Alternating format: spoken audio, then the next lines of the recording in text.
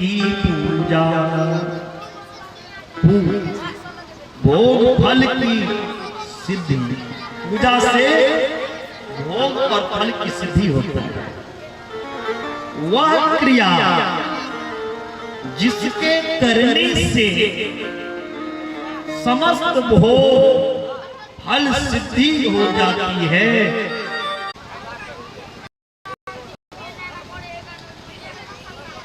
नैवेद्य भगवान को चढ़ाने से, प्रसाद जो भगवान के दरबार में लेके आते हैं, जो प्रसाद हैं उनको क्या होगा?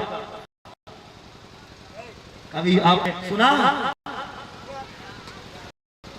किसी और ग्रंथ में मिला प्रसाद चढ़ाने से क्या होगा? क्यों लेके आए? आयु बढ़ाना चाहते हो ना, भगवान की प्रसाद नैवेद्य। जिनकी आयु घटी भी रहे, भगवान को भोग लगाओ, भोग प्रसाद लेके आओगे और प्रसाद खाओगे ना तो तुम्हारी आयु बढ़ जाएगी। आयु हो तो भगवान को नैवेद्य। अच्छा, कौन कौन धान बढ़ाना चाहता है? हाथ उठाओ। धान किसको किसको चाहिए? सबसे बड़ा हाथ। धान किसको किसको चाहिए? धन बढ़ाना चाहते हो ना,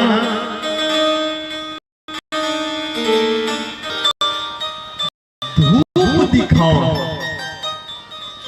धूप दिखाने से धन की वृद्धि। वंश वृद्धि कौन कौन चाहता है?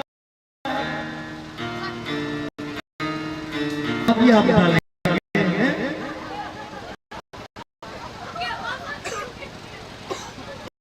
वंश वृद्धि चाहते हैं और ज्ञान की प्राप्ति।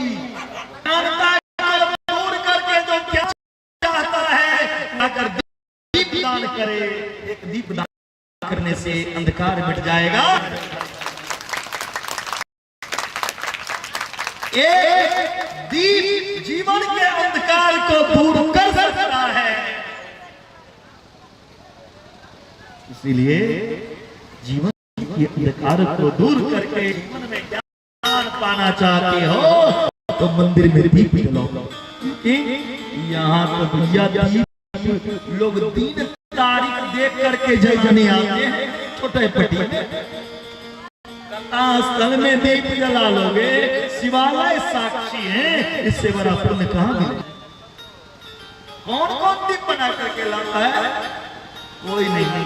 कहीं तेल ना घट जाए घर का, कल से सब्जी में कहां से लाएंगे? अरे जो महादेव के मंदिर में अंधकार को मिटा करके दीप से प्रकाश देता है, उनके घर में सदा खुशी का रहता है। ज्ञान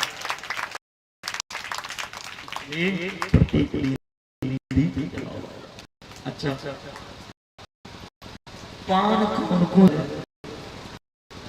पान लाते हैं? हो पंडित जी नहीं लाते हैं। पान लगाया हुआ पानी भगवान को चढ़ता है। जो अब ऐसा नहीं, उसमें लेके आइएगा।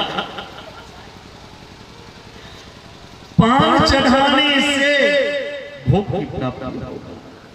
और प्यारे, ना तो तुम्हारे पास करने के टाइम है, ना चंदन है, ना नवेद है, ना धूप है, ना पान है, ना फल है। तो भगवान 2 हाथ को दिए है ना। ये 2 हाथ है तो इसमें मेरा कोई गलती नहीं। ये तो ऊपर वाला का दिन है। अगर है भोलेनाथ की चरण में जाकर के दोनों हाथ से भोलेनाथ को नमस्कार कर लोगे तो तुम्हारी सब कामनाओं का प्रतिफल। अभिषेक अगर हाथ नहीं दिए हैं, विकलांग हो विकलांग हो, हाथ नहीं जोड़ सकते हो, तो विकलांगों के लिए भी है माता ही झुका लो। भोलेनाथ के दरबार में, और वो भी नहीं है तो भैया हमारी क्या गलती, बिन मुख वाले का क्या कर सकते, उनका उदाहरण मेरे पास। इतना करोगे तो जरूर तुम्हारा कल्याण हो जाएगा। जितना कार्य बताया एक भी जीव में अपना ला। जो व्यक्ति जन्म मृत्यु से छूटना चाहता है, दोबारा मां के गर्भ में नहीं आना चाहता, क्योंकि मां का गर्भ ही नरक है प्यारे। कोई अच्छा जगह नहीं है जहां पे वो बच्चा रहता है ना, वही विष्ठा मूत्र गंदगी। वो पिंजरा में मां के गर्भ में जीव किसको अपना दुख बताएगा।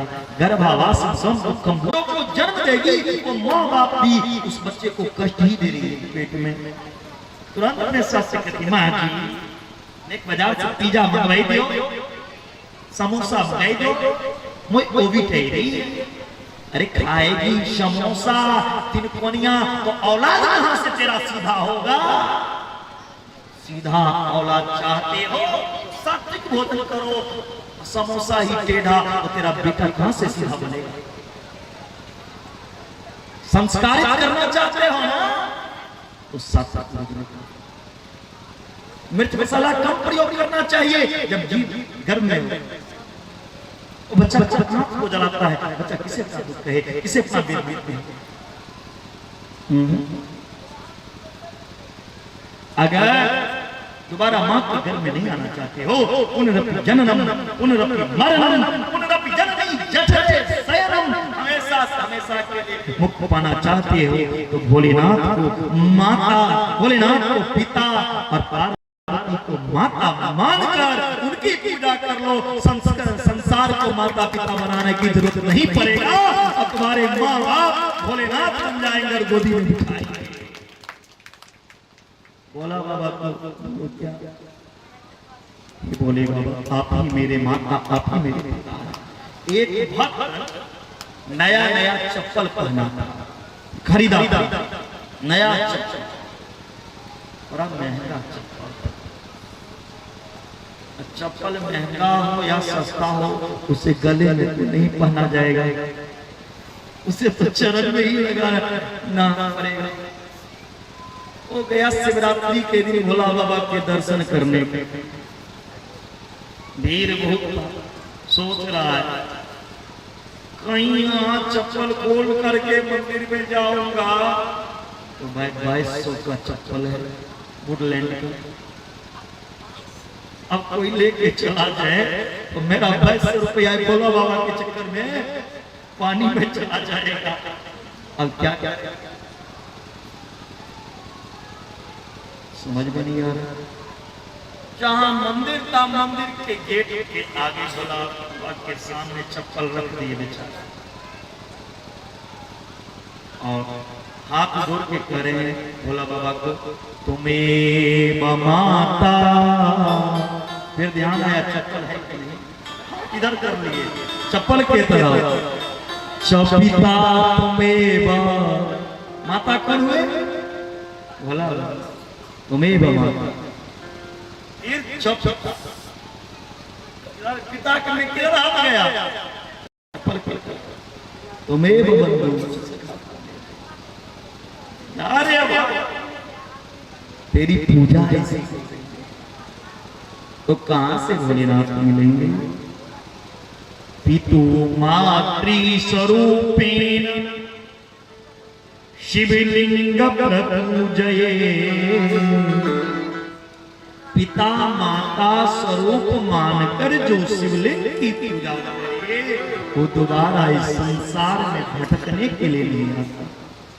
इसीलिए भोलेनाथ को ही माता पिता, तुम्हारे जो माता पिता हैं, जिसको तुम माता मानते मानते हो जो तुम्हारा पिता है वो तुम्हारा पिता नहीं, इस शरीर का पिता है। इस शरीर का जो जन्म उसका पिता है, शरीर में जो आत्मा है उनके पिता तो परमात्मा है, भोलेनाथ है। प्रणव जप का विधान, प्र से प्रकृति से उत्पन्न संसार महासागर, नभ से नाद, 9 करोड़ बाण नर्मदेश्वर, 22 के लिए बनिया के लिए माल ज्यादा काटता है ना, इन्हीं कारण बनिया के सोने का लिंग बनवा के पूजा करना चाहिए। सुवर्ण लिंग, सूत्र के लिए शिला लिंग, और मेरे माता बहन के लिए कौन सा लिंग उत्तम है? माता बहन के लिए तो एक ही लिंग, पार्थिव लिंग, जिसका आपने निर्माण किया। पार्थिव लिंग की पूजा, स्त्रीणां तु पार्थिवं लिंगम, स्त्रियों के लिए पार्थिव लिंग की पूजा। विरक्त विधवा हो तो उनके लिए भी रस, केवल विधवा हो तो स्फटिक का लिंग, बाण लिंग या स्फटिक लिंग की पूजा सबको करना चाहिए। लेकिन प्यारे, चाहे बाण लिंग या रस लिंग या सोना का लिंग या शिला का लिंग या स्फटिक का लिंग बना लोगे, जो पवित्र और श्रेष्ठ माना जाएगा, जो शुद्ध माना जाएगा, वो मिट्टी का ही लिंग है, मिट्टी से बने। कौन बने हैं? महादेव सन देव नहीं, देवों में महादेव, नदियों में गंगा,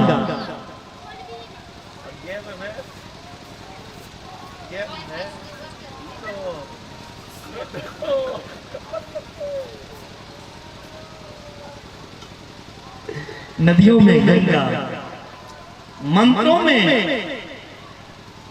प्रणाम। अब पूरियों में कौन सा पूरी सबसे उत्तम है प्यारे? काशी। व्रतों में सबसे उत्तम कौन सा दिन का व्रत? शिवरात्रि। देवियों में सबसे बड़ी